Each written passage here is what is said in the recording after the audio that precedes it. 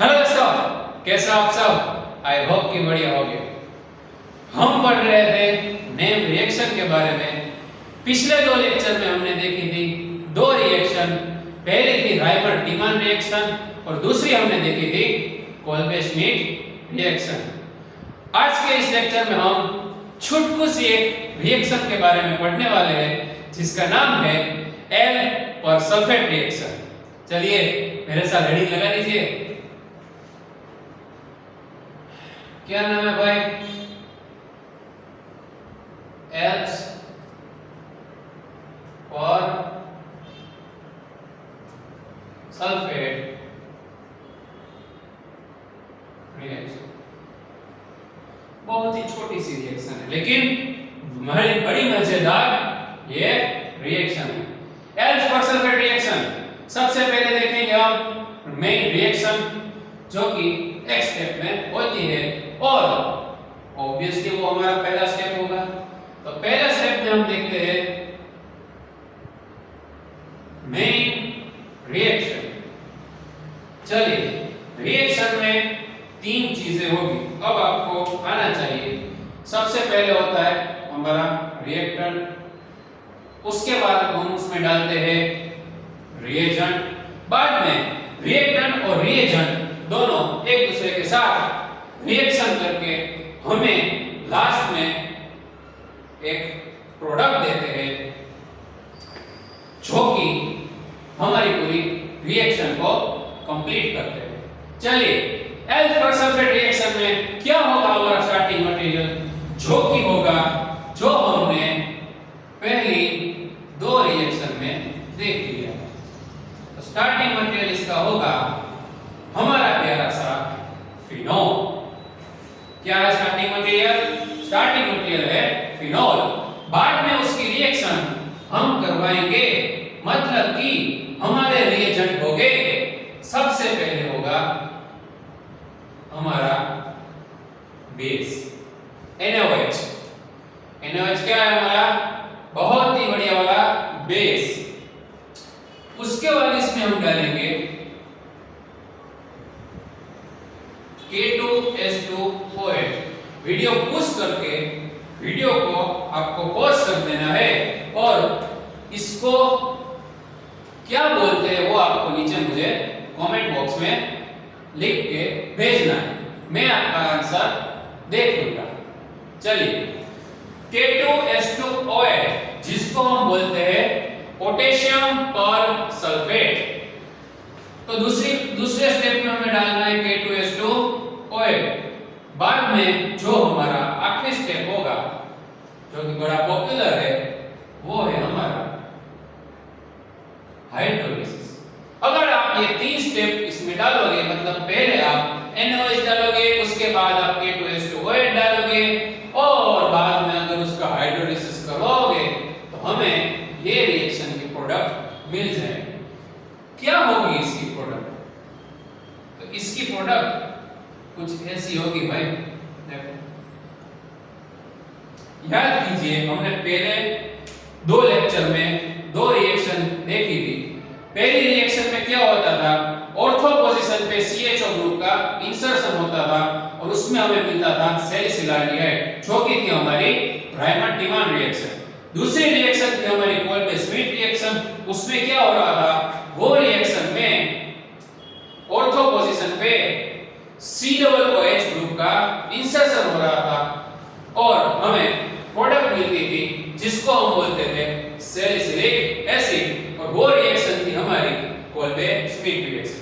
ये रिएक्शन में starting material तो हमारा फिनोल है लेकिन इसकी प्रोडक्ट में हमें क्या मिलेगा? इसकी प्रोडक्ट में हमें पैरा पोजीशन पे एक और OH ग्रुप का इंसर्शन हो जाएगा। क्या मिलेगा प्रोडक्ट में? पैरा पोजीशन पे एक OH ग्रुप का इंसर्शन हो जाएगा और ये जो कंपाउंड है उसको हम बोलते हैं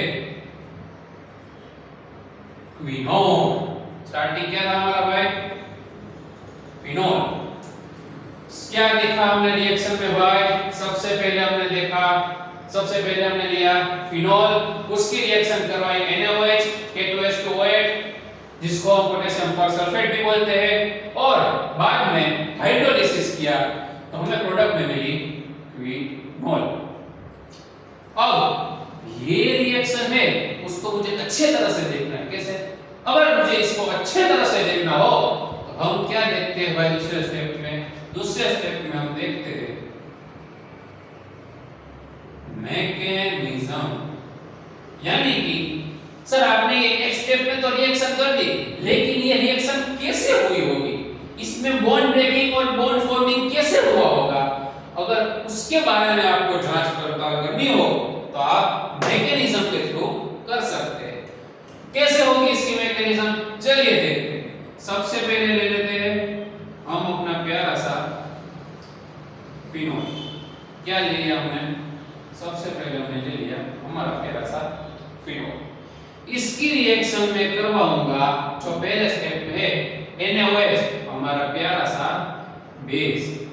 और आपको पता है कि OH वो माइनस के फॉर्म में होता है और Na है वो प्लस के फॉर्म में होता है। चलिए, फर्स्ट लेक्चर में मैंने बोला था बेस जो होता है ना उसका एक ही काम होता है। क्या होता है? बेस जो होता है ना उसका एक ही काम होता है, जिधर किधर भी वो प्रोटॉन देखेगा ना, जिधर किधर भी वो प्रोटॉन देखेगा ना उसको सीधा झपट के एब्स्ट्रैक्ट कर लेगा। क्या करेगा? जिधर किधर भी उसको प्रोटॉन दिखेगा वो झपट के उसको एब्स्ट्रैक्ट कर लेगा। तो फिनोल में हमारे पास H है, वो हमारा प्रोटॉन है, तो ये जो OH माइनस है वो ये हाइड्रोजन को एब्स्ट्रैक्ट कर लेगा। अगर उसने हाइड्रोजन को एब्स्ट्रैक्ट कर लिया तो हमें कुछ ऐसी प्रोडक्ट मिलेगी। ये एब्स्ट्रैक्ट कर देता है। एब्स्ट्रैक्ट में क्या होता है भाई? H होता है ना, H वो अपने इलेक्ट्रॉन अपनी जगह छोड़ के H+ के फॉर्म में रिलीज हो जाता है। क्या बोला मैंने? प्रोटॉन एब्स्ट्रैक्ट में क्या होता है, जो H होता है वो अपने इलेक्ट्रॉन अपनी जगह पे छोड़ के H+ के फॉर्म में रिलीज हो जाता है। अगर उसने इलेक्ट्रॉन वहां पे छोड़ के चला गया उसका मतलब सीधा ये होता है कि वो अपने इलेक्ट्रॉन डोनेट करता है। क्या करता है? वो अपने इलेक्ट्रॉन डोनेट करता है। अगर उसने इलेक्ट्रॉन डोनेट किए तो ऑक्सीजन के ऊपर क्या आ जाएगा? Negative charge. आगे, अब इसमें आगे क्या होगा? अब इसमें हम जो हमारा ग्रुप है K2H2OH उसको ऐड करेंगे। क्या करेंगे भाई? K2H2OH को ऐड करेंगे। इसको अगर मुझे आसान भाषा के फॉर्म में, इसको मुझे अगर आसान जैसे कि हमें देखने में मजा आए ऐसे फॉर्म में अगर लिखना हो तो मैं कुछ ऐसे लिख सकता हूं।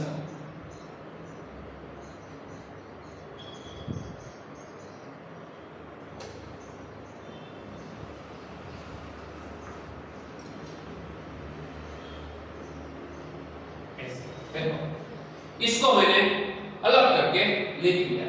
ये जो है ना उसको मैंने थोड़ा सा जूम किया और थोड़ा अलग करके लिख लिया। अब इसमें नेगेटिव चार्ज है, नेगेटिव चार्ज सीधा तो इस पे अटैक करेगा नहीं। क्यों? क्योंकि वो नेगेटिव चार्ज है वो ये बेंजीन रिंग के साथ बहुत ही बढ़िया वाले रेजोनेंस के फॉर्म में। तो इसको अगर अटैक करवाना हो तो वो रेजोनेंस करके अटैक करेगा। कैसे करेगा रेजोनेंस? ऐसे करेगा भाई, ये नेगेटिव चार्ज इधर आएंगे और डबल बॉन्ड बनाएंगे। अगर इधर डबल बॉन्ड बना तो ये डबल बॉन्ड को क्या लगा? धक्का। अगर ये डबल बॉन्ड को धक्का लग के इधर शिफ्ट हुआ तो ये डबल बॉन्ड को भी धक्का लगेगा, तो ये डबल बॉन्ड धक्का लग के इसके ऊपर आ जाएगा, इसके ऊपर अटैक करेगा और ये जो ऑक्सीजन का बॉन्ड है वो ब्रेक होके अलग हो जाएगा। क्या मिलेगी इसमें प्रोडक्ट? ऐसे कुछ मिलेगी। ये ऑक्सीजन के नेगेटिव चार्ज ने इधर बनाए डबल बॉन्ड, चलिए डबल बॉन्ड बना लेते हैं। बाद में ये डबल बॉन्ड शिफ्ट होके इधर आ गया। ये डबल बॉन्ड तो इधर अटैक किया था, इसको हमने छोड़ नहीं था तो वो वैसे का वैसा रहेगा। ठीक है, तो वो हमने वैसे का वैसा लिख लिया। इसने इधर अटैक किया तो SO3 के हम इधर लिख देते। बाद में ये बॉन्ड ब्रेक होके इसके ऊपर चला गया, मतलब ऑक्सीजन के ऊपर नेगेटिव चार्ज फॉर्म हुआ होगा और ये पूरा ग्रुप रिलीज हो गया। माइनस इधर में क्या लिखूंगा, OSO3 के रिलीज हुआ। आ गया समझ में भाई? इतना 3 स्टेप हमने लिखे। इसके आगे क्या होगा, चलिए आप सोचिए, ये अब हम तीसरी बार पढ़ रहे हैं। इधर बेंजीन रिंग के 3 डबल बॉन्ड थे जो कि डीलोकलाइज थे और वो रेजोनेंस कर रहे थे। रिएक्शन करने के बाद ये 3 डबल बॉन्ड 2 डबल बॉन्ड में कन्वर्ट हो गए। अगर ये 2 डबल बॉन्ड में कन्वर्ट हो गए तो इसका डीलोकलाइजेशन, और मैं ऐसा बोल सकता हूं इसका जो रेजोनेंस है रिंग के अंदर वाला वो डिस्टर्ब हो गया। अगर वो डिस्टर्ब हो गया तो बेंजीन रिंग की स्टेबिलिटी कम हुई होगी। अगर बेंजीन रिंग की स्टेबिलिटी कम हुई होगी तो उसको स्टेबल करने के लिए कुछ तो करना पड़ेगा ना। अगर मैं उसमें कुछ करूंगा तो क्या करूंगा, देखिए ध्यान से, आपको पता ही है ये जो कार्बन है वो एक कार्बन की पहली वैलेंसी इसके साथ है, दूसरी वैलेंसी इसके साथ है और तीसरी वैलेंसी इसके साथ है। कार्बन की 4 वैलेंसी होती, एक वैलेंसी बची है जो कि हमारे हाइड्रोजन के फॉर्म में होगी। और वो हाइड्रोजन क्या करेगा भाई, वो हाइड्रोजन अपने इलेक्ट्रॉन बेंजीन रिंग को डोनेट करके डबल बॉन्ड का इंसर्शन करेगा। कैसे करेगा, ऐसे करेगा। ये डबल बॉन्ड है वो इधर, सॉरी ये हाइड्रोजन है वो ब्रेक होके इधर डबल बॉन्ड बनाएंगे। और अगर इसने ये डबल बॉन्ड इधर देखो कैसे ऐसे डबल बॉन्ड बना, तो अगर इधर ऐसे डबल बॉन्ड बनता है तो ये डबल बॉन्ड को धक्का लगेगा और वो इधर आएगा। वो अगर इधर आया, ये डबल बॉन्ड इधर शिफ्ट हुआ तो ये डबल बॉन्ड को भी बुरा लग जाएगा। ये डबल बॉन्ड को बुरा लग जाए तो वो भी धक्का लेके, वो डबल बॉन्ड धक्का लेके ऑक्सीजन के ऊपर शिफ्ट हो जाएगा। खत्म। चलिए स्टेप कैसा होता है देखते हैं। ऐसा होता है, ये हमारी रिंग हो गई, ठीक है। ये डबल बॉन्ड इधर शिफ्ट हो गया, ये हाइड्रोजन ने इधर डबल बॉन्ड इंसर्ट किया, ये डबल बॉन्ड नेगेटिव चार्ज के फॉर्म में रिलीज हुआ, ठीक है। ये तो वैसे का वैसा, इसको तो हमने छुआ भी नहीं, ठीक है। बाद में इधर तो OSO3 के वैसे का वैसा ही लिखना, OSO3 के वैसे का वैसा हमने लिख दिया।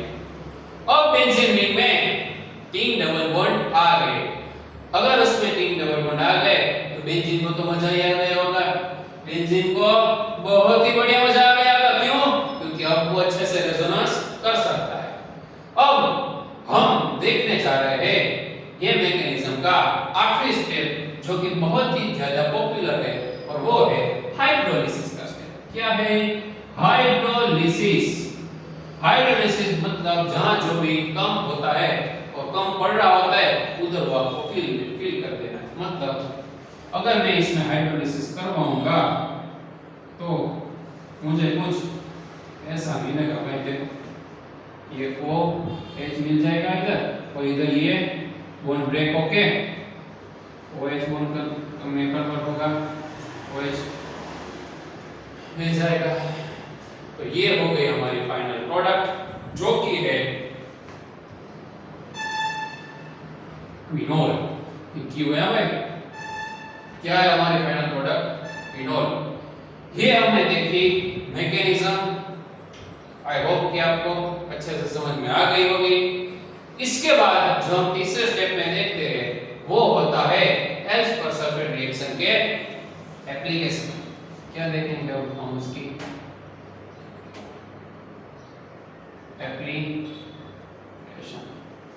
एप्लीकेशन देखनी है भाई। चलो एप्लीकेशन मतलब इनडायरेक्टली उसके एग्जांपल्स। चलो एप्लीकेशन में क्या देखेंगे, ऐसा देखो, ये हमारी बेंजीन रिंग, ठीक है। इधर स्टार्टिंग मटेरियल में हमारा OH, ठीक है। अब अगर मैं इधर कोई ग्रुप लगा दूं, मान लो इधर मैं CH3 लगा दूं, CH3 ग्रुप लगा दिया।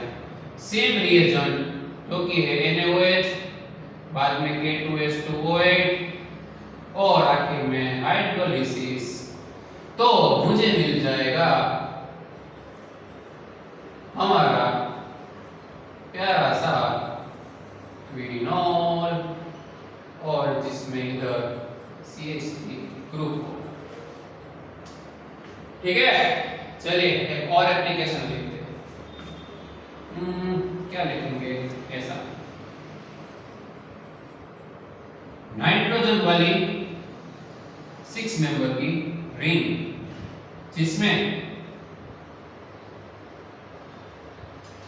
ऐसा कुछ है और इधर OH ग्रुप। अगर मैं इसमें NaOH, बाद में K2H2O8 और H3O+ का इंसर्शन करवाऊंगा तो क्या होगा मेरे प्यारे भाइयों और बहनों? इधर क्या हो रहा था, इधर OH के सामने OH ऐड हो रहा है, OH के एग्जैक्ट सामने OH ग्रुप का इंसर्शन हो रहा था। सेम इसमें OH के एग्जैक्ट सामने OH, इधर OH का इंसर्शन हो जाएगा।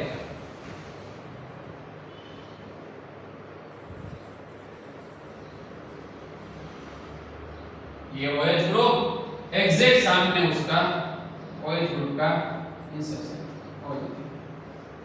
तो ये हमने देखी एल्स पर सल्फेट रिएक्शन। क्विक रिवीजन कर लेते हैं। सबसे पहले हमने देखी उसकी मेन रिएक्शन जो कि थी फिनॉल, स्टार्टिंग मटेरियल होता है फिनॉल, उसकी रिएक्शन हमें बेस जो कि है NaOH, और दूसरे स्टेप में K2H2OH पोटेशियम और सल्फेट और हाइड्रोलिसिस की प्रेजेंस में अगर हम रिएक्शन फॉलो करवाए तो हमें मिलता है फिनॉल। बाद में रिएक्शन को अच्छी तरह से समझने के लिए हम मैकेनिज्म का सहारा लेते हैं। मैकेनिज्म में स्टार्टिंग मटेरियल ले लिया हमने फिनॉल, बाद में अगर उसमें हम बेस डालेंगे तो बेस क्या करेगा, बेस प्रोटॉन एक्सट्रैक्ट करेगा। बेस ने प्रोटॉन एक्सट्रैक्ट किया तो वो ऑक्सीजन के ऊपर नेगेटिव चार्ज जनरेट हुआ, ऑक्सीजन के ऊपर नेगेटिव चार्ज है वो रेजोनेंस करके क्या किया, उसने K2H2O8 के मॉलिक्यूल के ऊपर अटैक कर दिया।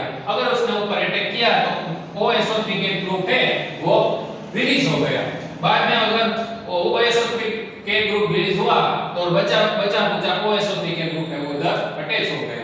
बाद में 3 डबल बॉन्ड में से 2 डबल बॉन्ड हो रहे थे, यानी कि उसकी स्टेबिलिटी डिस्टर्ब हो रही थी। स्टेबिलिटी वापस स्टेबल करने के लिए हमने हाइड्रोजन को रिलीज करवा के डबल बॉन्ड के फॉर्म में इंसर्ट किया तो इधर डबल बॉन्ड जनरेट हो गए। बाद में 3 डबल बॉन्ड आने से बेंजीन की बल्ले बल्ले हो गई, मतलब बेंजीन को बहुत मजा आ गया, मतलब कि बेंजीन की स्टेबिलिटी बढ़ गई। अगर उसकी स्टेबिलिटी बढ़ गई तो आखिर के स्टेप में हमने हाइड्रोलिसिस करवाया। हाइड्रोलिसिस करके हमें 2 OH ग्रुप आमने सामने मिले जिसको हम बोलते हैं क्विनॉल। बाद में हमने देखी उसकी कुछ एप्लीकेशन जिसमें हमने डिफरेंट ग्रुप के साथ ये एल्स पर सल्फेट ग्रुप एल्स पर सल्फेट रिएक्शन को फॉलो किया है और हो गई हमारी रिएक्शन कंप्लीट। आज के लेक्चर में हमने एक एल्स पर सल्फेट नाम की रिएक्शन देखी। आज के लिए इतना ही, मिलते हैं अगले लेक्चर में कोई अच्छी सी बढ़िया वाली नेम रिएक्शन के साथ। Thank you.